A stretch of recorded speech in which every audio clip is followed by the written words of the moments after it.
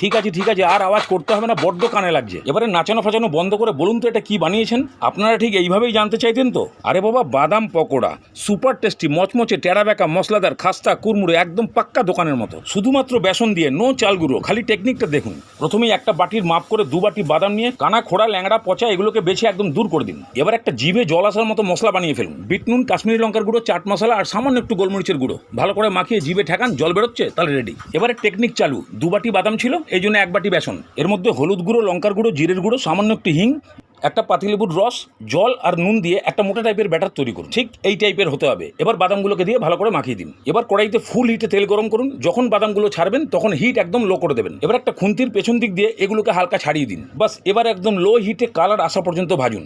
বাস, এবারে ভালো করে তেল ছেঁকে তুলুন আর মশলা গায়ে ফেলুন। তারপরেই নাচ, লুঙ্গি ডান্স। তাহলে হপ্তাহে একদিন এইভাবে বানান আর রোজ সকাল সন্ধ্যে চায়ের সঙ্গে চালান।